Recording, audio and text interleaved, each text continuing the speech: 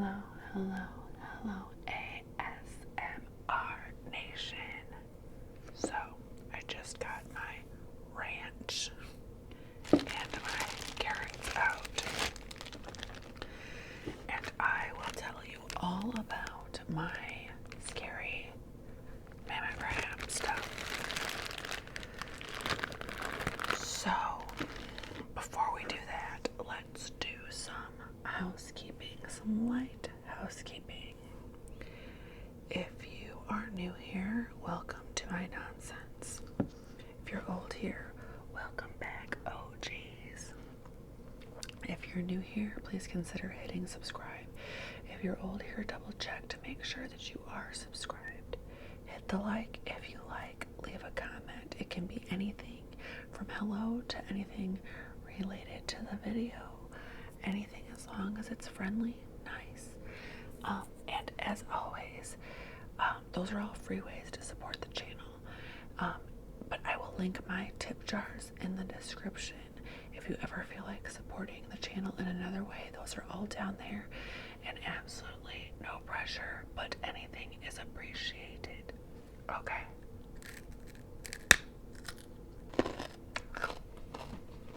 So,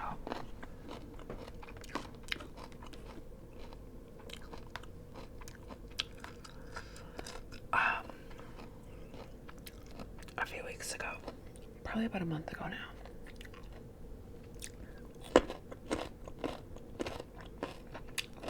I had to go.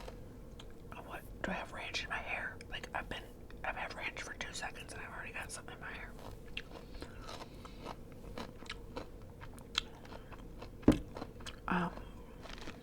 About a month ago, I had to do what all adult women dread. It's that time of the year where you have to go get your everything. Your, womanly exams. So I made my appointment, and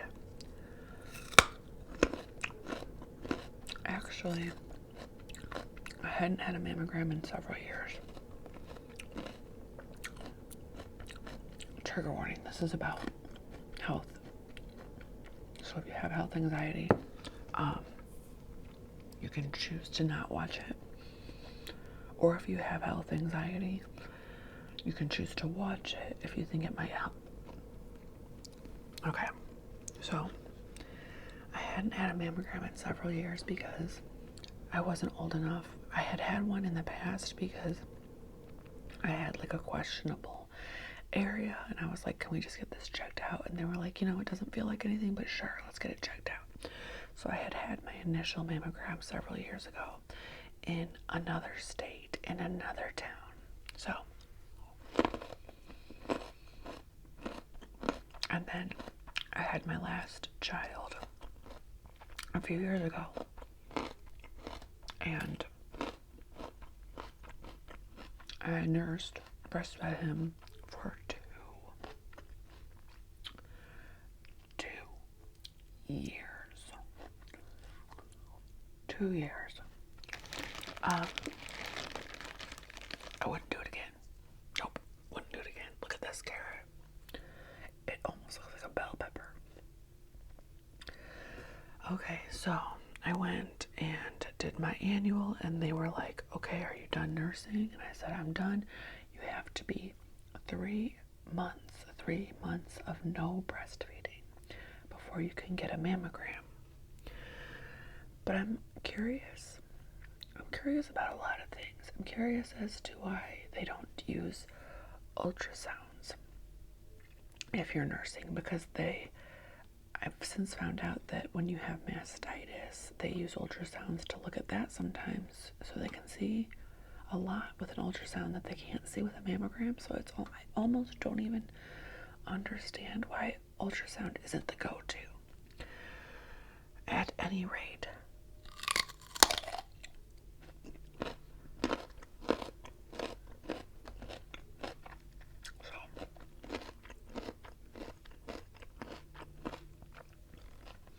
I said, yes, I'm done.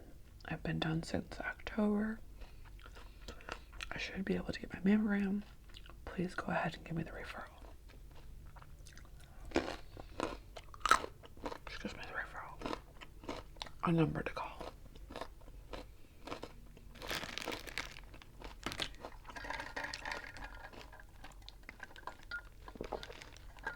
Now, I just spit.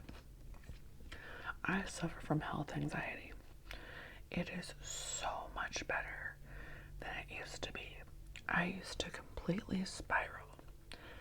My mind would go to the worst case scenario of anything. I have spent years Googling stuff, researching stuff. I would trust somebody's hyper-focused research over a doctor. I would. Over a general doctor. So a general doctor knows general stuff, but your general doctor, a lot of times they studied stuff to get through school, and you present them with a problem and they're like, I don't know much about that. I'm going to send you to a specialist. So I'm not saying that 3 months of Googling would put you above a specialist, but what I am saying is your general doctor, when it comes to specialized care, might not know a lot about this or that. Anyways, besides the point. That's just to kind of like preface this with the paths I can tend to go down. But I'm so much better than I used to be. So, I call the number.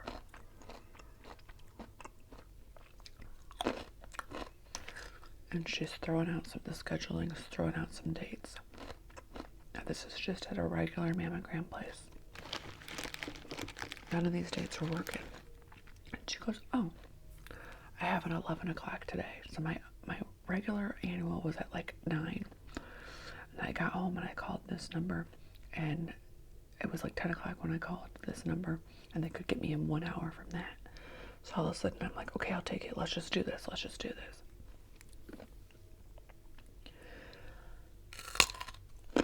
So I get there, and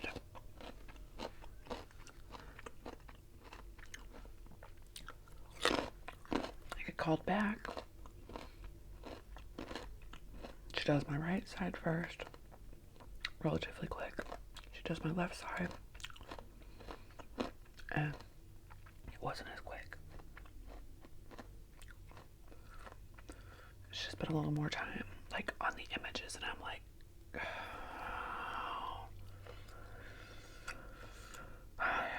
okay. So I call.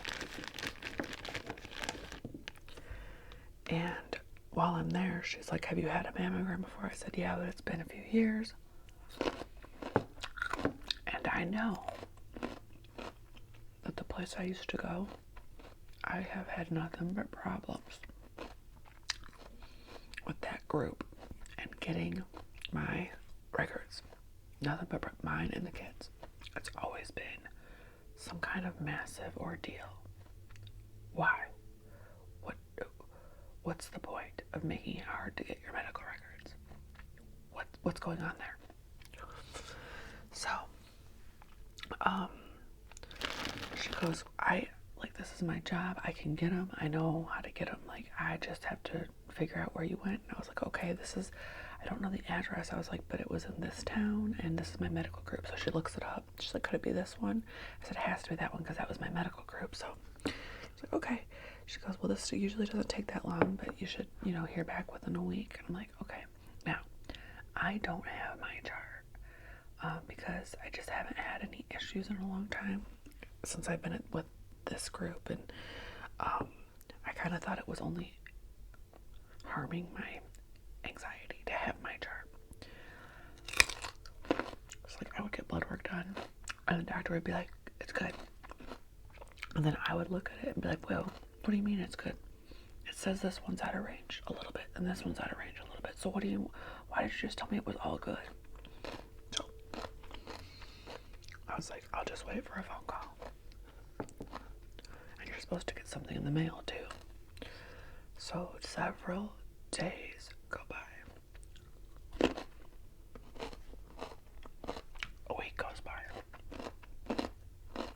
week and a half goes by,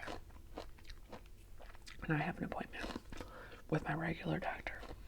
Now, I was smart. When I went to my mammogram, she said, who do you want these results forwarded to? You know, do you want them forwarded to your female doctor or your regular doctor? I said both. I figured that way, if one of them got them sooner, they would call me, or that if there was something on there that one doctor's office might explain it to me better than the other one, or one might be able to get me in somewhere sooner than the other. So I did that. So I had an appointment with my GP, just for like checking on my new medications and stuff.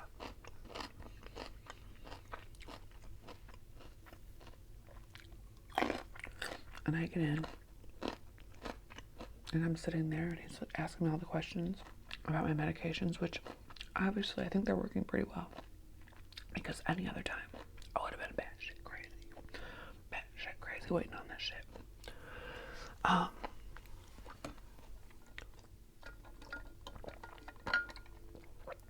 Said, hey, do you have my mammogram results yet? He's like, let me check.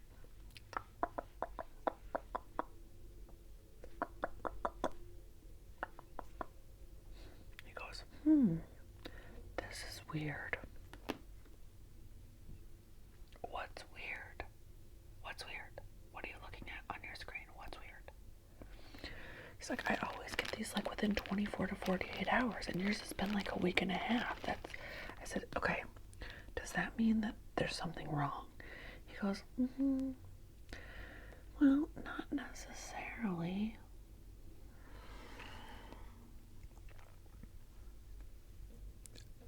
Okay. Starts to type in. He's like, okay, I'm gonna write a note and ask why it's not in yet. To radiology. So later that day or the next day, I get a call that they had trouble. They had trouble getting my last mammograms. And honestly, if you're having trouble getting my last mammogram, don't you think you should just read the mammogram as is for now? For now, let's see if we see something without the old mammogram. Let's just check it out. Let's check. What if there's something? Let's not just put it to the side and hope that one day the previous people decide that they'll send it like on their time. I don't know. I understand the need to compare, but that mammogram is 5 years old or 6 years old. Like, just let's start from scratch if we have to. So I get that phone call.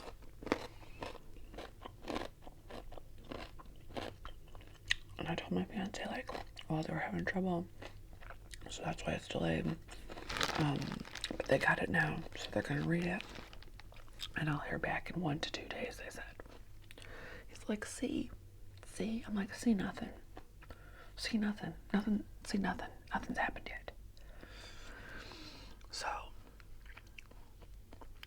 I'm at work, and my phone rings. It's the doctor's office. I'm like, okay. Luckily, I answered it. I wasn't with a client yet.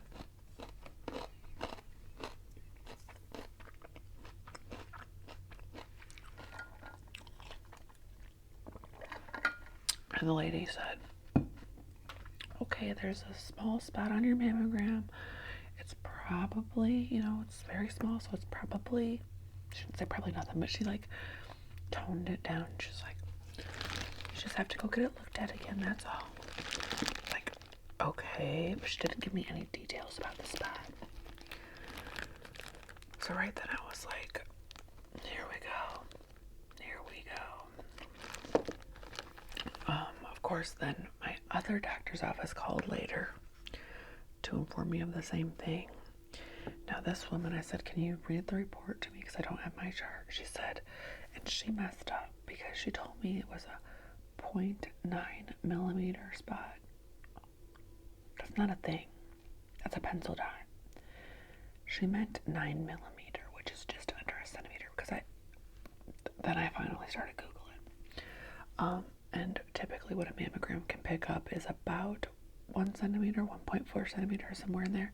So there was no 0.9 anything, and she did say 0.9.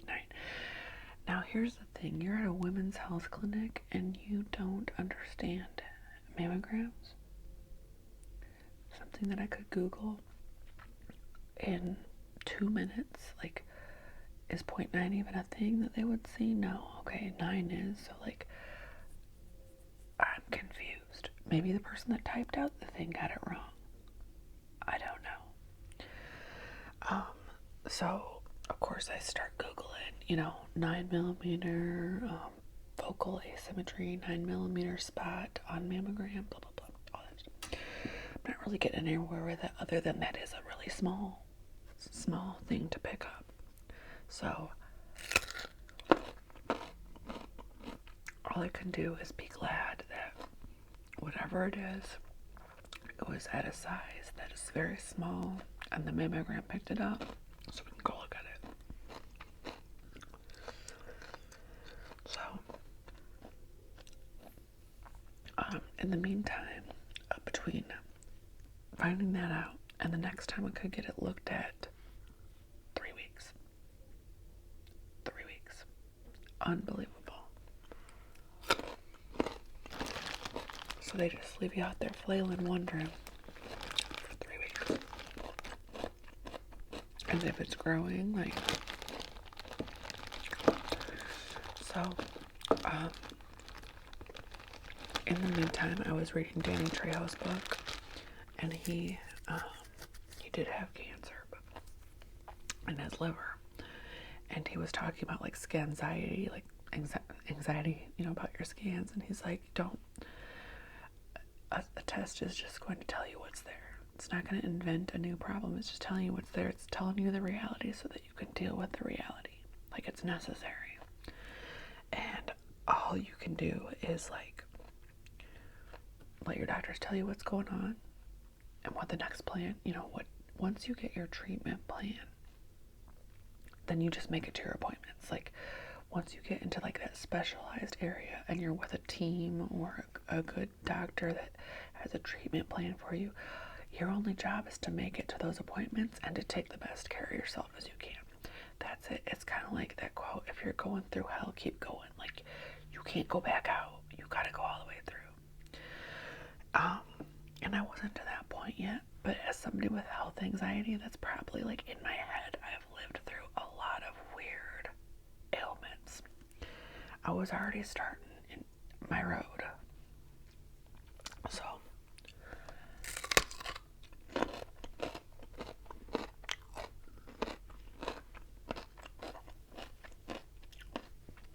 I let my mom know, and my mom let my grandma know. Now, my grandma had breast cancer when she was 57. They got it really early.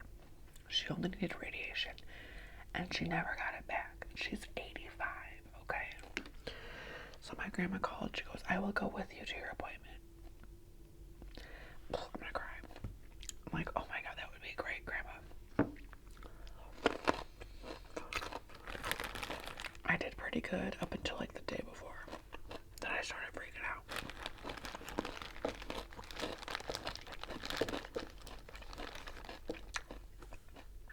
My appointment was at 1. So I had to wait all day. I picked my grandma up at noon. We went. And she's telling me, like, on the car right there in the waiting room, like, well, this is how it was for me.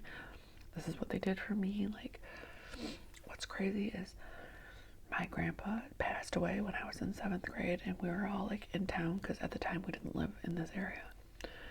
And he passed away from the flu. He was in the hospital passing away from the flu for 3 days. He went in on a Wednesday and he passed on a Saturday. My grandma got her last 2 radiation treatments for her breast cancer in those 3 days. That was her last 2 days of radiation. Like, that's crazy. Like, she was upstairs with him, and then she would have to go downstairs for her last 2 appointments. I don't know how she did it. I mean, when you don't have a choice, you don't have a choice. Like, you just go through the motions. But so she held my hand. I was like trying not to cry the whole time. The locker room there, and they called me from back for my appointment. They give you like a pink robe because this is now at a breast center. The locker room there, the energy is just palpable. Everybody is terrified. Terrified. You can see it, you can smell it, you can feel it. I don't know how you can work there. Like, so like I'm sitting, me and my grandma are sitting right here. You have to sit in like another waiting room in your row. And across from me is a woman. And you know, you're trying not to like make it worse for anybody by talking about it. It's really awkward. So they call me back. And she's like, we're going to do another mammogram. She's like, here's the spot. She showed me the spot. She said 9 millimeters, not 0.9. She goes, here's your 9 millimeter spot. I saw it. She goes, it doesn't look scary to me, but it does look like something we should look at again. Okay. She goes, if I can get it out of the mammogram, like if I can spread the tissue out and it's just dense tissue and I can spread it and it's nothing on the mammogram, then you just go home. If I see a little something, or if they see a little something, they'll pull you over into ultrasound and then get another look there and then go from there, which is usually, if that's the case, then it's usually biopsy time. Getting down to almost no carrots. This is like a half dead carrot. So I do the mammogram. She takes different views than I had the first time. And then you have to go back out in the waiting room and see if they also want to do an ultrasound, right? So I'm sitting in that waiting room again next to my grandma. Thank God, like she was my angel. And I might have to go through this again, and she might not be there, you know? Anyways, I'm sitting across from this lady, and she's like this, like she's like on the verge of tears. And my grandma's like, well, we're gonna go out to eat after this, no matter what. We're gonna go get something to eat, and it'll all be okay, whether it is something or it isn't. And I look over at the lady over there. I'm like, you want to come to eat with us? Like, do you need to come to eat with us? Because she was alone. And she's like, I'm gonna need something stronger than food. Like, she had the same size. She said hers was 10 millimeters, so she had almost the exact same thing as me. So I'm hoping I didn't get to see her after hers because my appointment was done. I'm hoping it's the same thing as mine, or whatever it is. It's super early. So we talked to her for a minute, and I just like told her she had a notebook of like all her research and stuff, like me back when I would have like all these little notes and stuff, and I was like, oh, she's going through it. And I just told her, like, no matter what, like, it's a small size. You're here. You're doing what you need to do. You're taking matters into your own hands. Like, you're gonna be ahead of this because our sizes were so small. And like, we're getting our tests. We're in for our whatever they tell us. We just have to do what they tell us, you know. And everything has come a long way. So like, there's never a good time, but it's better time. So we talked for a little bit. They called me back for the ultrasound. Like, so there must be something, right? Because she told me there's nothing on the mammogram. We don't need the ultrasound. So I go back for the ultrasound. And at that point, I'm like almost getting to the point of like, let's hurry up, let's do this, take the ultrasound, let's get the biopsy scheduled. Like, let's roll this shit out. Let's roll this shit out. But I'm like close by. I've been through so many ultrasounds. I've had a lot of kids. I've had a lot of weird medical stuff. So I hear her. I feel her, you know, checking everything, but I don't hear her clicking for pictures. So I just stay silent, counting, like distracting myself. And she goes, well, I don't see anything. I said, is that good? Or does that mean like I have to have more mammograms so you can find it again? Like, what does that mean? She goes, it's good. She goes, but I'm going to have to show this to the radiologist again. So she goes and takes it to the radiologist, and then she comes back and she's like, it's pretty much not on these new mammograms. I'm like, I thought it was, but it wasn't. She goes, there's nothing in there, like, besides dense tissue. And with the ultrasound, if we can't see it on the ultrasound, then it really is nothing. So then I go back to like, then why aren't we always doing ultrasounds? If the ultrasound is like the decider, the ultrasound is like the last word in is this something or is this nothing, then why wouldn't an ultrasound be first, if not part of every mammogram? Does anybody know? Everybody I've talked to doesn't know. I don't know. Is it like an insurance thing? Are ultrasounds more expensive than mammograms? So I got to go this year. Problem is, if at any time you feel something, or your year rolls around, you could have to go through this every year, and you might not get relieved every year. But you can take some peace in knowing that usually cancers take years to develop, so if something does come up, you will be ahead of the game. So, the sooner you catch something, the easier it is to deal with, and the less treatment you might need. So stay ahead of all your tests. Do the tests at the recommended ages. Just don't have Scanxiety, like Danny Trejo said. It's just gonna reveal your reality so that you can get treatment. Okay, my daughter's about to walk in the door. She's probably gonna be loud, so I better get off. If you're still